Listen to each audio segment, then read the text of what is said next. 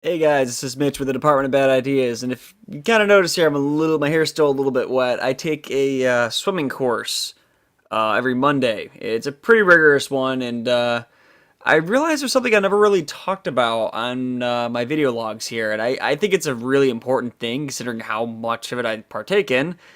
And I'll give you the story here. I was swimming, we were doing some diving stuff, and my leg cramped up.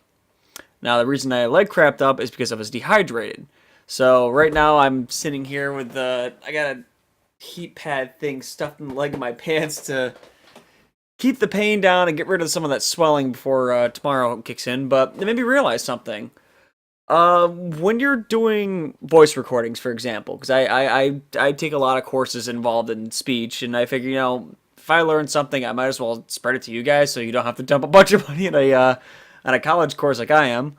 But hydration is really, really important to speech. Personally, I drink about 7 of these a day, 5 to 7 of these. My general rule of thumb is if your urine is yellow, you need to drink more. The more clear it is, the more hydrated you are. And it's good for doing voiceovers as well because it keeps your throat clear, keeps your vocal cords from getting strained, keeps your esophagus from getting scratchy. It keeps acid reflux down a little bit. Always a plus if you have issues with that. But there's so many more benefits to it. Just health wise, you should be drinking enough water. But back onto the point, when it comes to voice acting, there's a few different drinks that you want to drink, then there's drinks you don't want to drink. First one, you guys will actually kind of like this on the good side. Coffee is actually quite good for your throat, from what I've been told. Um, in a perfect world, drink tea. I normally drink it's kind of cheating, but I drink a lot of Arizona's. They're iced tea with lemon. But if you have like an organic tea or black tea or something like that, also quite good.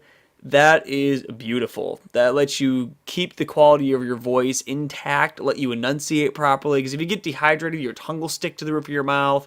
Your tongue won't want to move where it wants to move as much because everything's kind of pulling and tugging on it, and the friction's not good. You really want to keep your mouth, the internal inside of your mouth, you know, for lack of a better term, lubed up. But coffee, water obviously is always good. Teas, like I said, are phenomenal for it. You can get some stuff like raw licorice, which is actually really good. It's great for clearing up your throat. I've tried it once. My voice and diction teacher actually was the one who suggested this to me because I was talking about doing this voice, and she does not like me doing that voice. I jokingly did it for an assignment recently. She wasn't too happy. But that voice is really, really bad on your vocal cords. So what I do normally is I drink a ton of tea between each voiceover. But I actually try the licorice out. It's a little bitter. It's not really delicious, but it just clears everything right up. Raw licorice. Oh. So that's phenomenal for your throat. Conversely, I'll consider water to be the neutral thing to drink.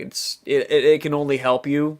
I wouldn't drink too much water when you record, but that's more a thing of if you're like me, I drink a ton of water very quickly, and I've actually pushed myself to water intoxication before. Very unpleasant. But you're probably not going to do that in a voiceover session.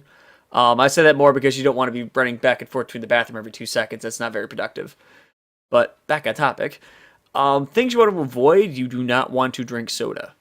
That's soda will typically actually dehydrate you. And like, sure, you may feel hydrated in the short term, but give it about 30 seconds. You're going to start drying out a bit in your throat. It's not good for your vocal cords with the carbonation as it is anyways. Um, there are a couple very small exceptions to this when it comes to sodas, and that's organic root beers. But that's because they have raw licorice in them, some of them. Because that's actually a pretty important ingredient to certain kinds of root beer. But if they're carbonated, yeah, just get a bottle of water. Just fill it up with tap water even. So much better on your throat. Um, that's pretty much the big one there. You probably want to avoid lemonade as well. This is more of a personal one. I haven't heard anyone say that lemonade is bad for you, but from my own experience, lemonade, mostly because a lot of people add sugar to it and just the acidic nature of lemon as it is anyways, it feels like it'll dry your throat out and it's probably not good for your vocal cords. So that's not so but yeah, drink your fluids. Very important. This is Mitch with the Department of Bad Ideas. Signing off.